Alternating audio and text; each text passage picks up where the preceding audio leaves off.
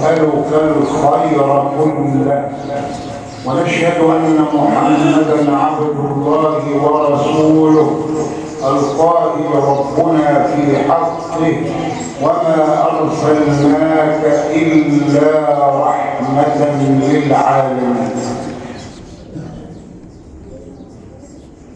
فمن الناس من يريد الدنيا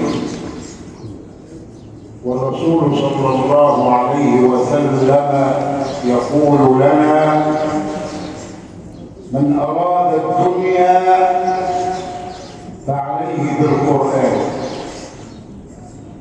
وهناك آخر يريد الآخرة فيقول ومن أراد الآخرة فعليه بالقرآن، وهناك ثالث يريد الدنيا والآخرة ومن أراد الدنيا والآخرة فعليه بالقرآن.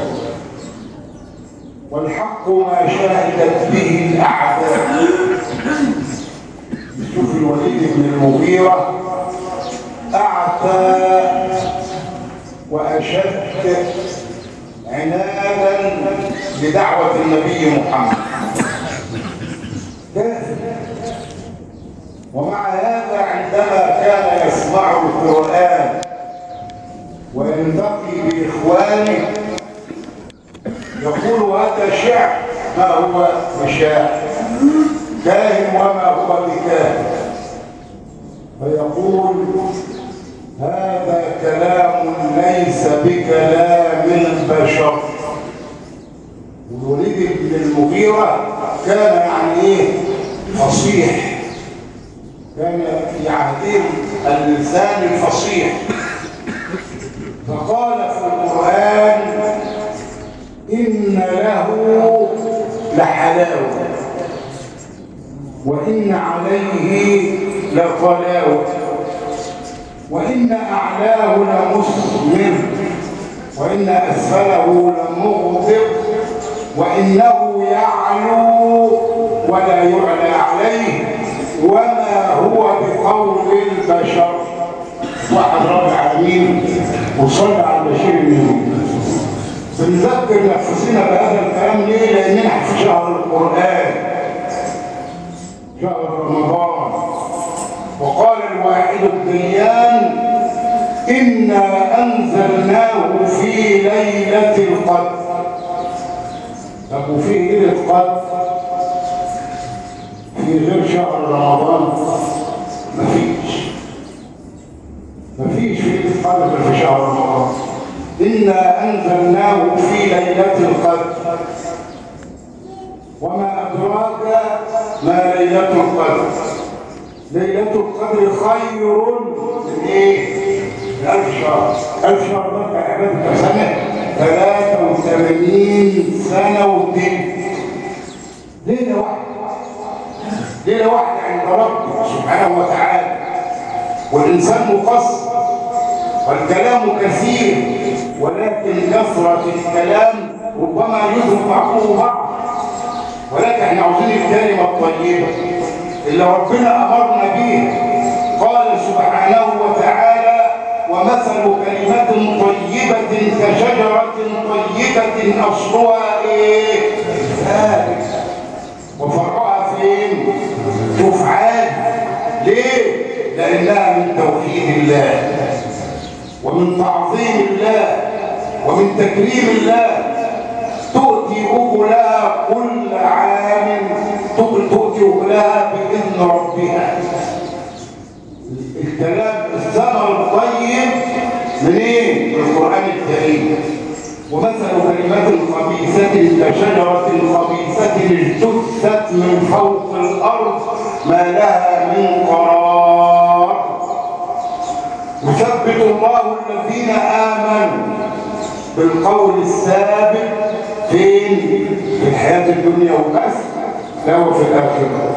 ويضل الله الظالمين ويفعل الله ما يشاء. وعندما نقرأ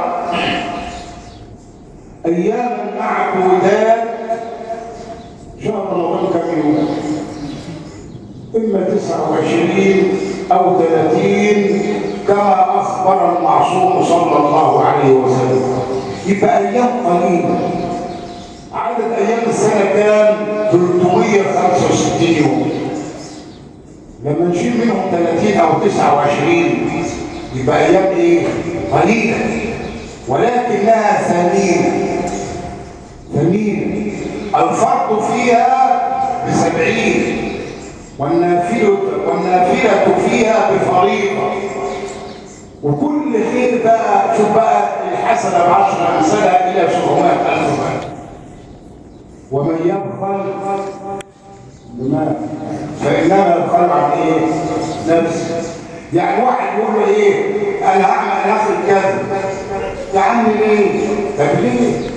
ما هو في الآخرة إيه؟ يعني الإنسان لو راح لربنا سبحانه وتعالى وهو فقير يعني معناها إيه؟ بكلام النبي عليه الصلاة والسلام: أتدرون من المفلس من أمتي؟ قالوا الله ورسوله أعلم. قال صلى الله عليه وسلم: المفلس من أمتي هو من يأتي يوم القيامة خلاص في حساب مفيش عمل، بصلاة وزكاة وحج وعملوا خير عملوا بر، بس دمر ده كله. ليه؟ ويأتي قد شتم هذا وسفك دم هذا وأكل مال هذا، فيأخذ هذا من حسناته وهذا من حسناته وهذا من حسناته، حتى إذا فنيت حسناته أخذ من سيئاتهم ثم طرحت عليه ثم طرح في النار. يبقى العبرة فين؟ في الخواتيم. شوفوا ربنا سبحانه وتعالى لما ذكرنا من أول يوم إيه؟ بيقول لحبيبه إيه؟ والذي غفر له ما تقدم من ذنبه وما تأخر واعبد ربك حتى يأتيك اليقين. فما بال نحن الضعفاء الفقراء؟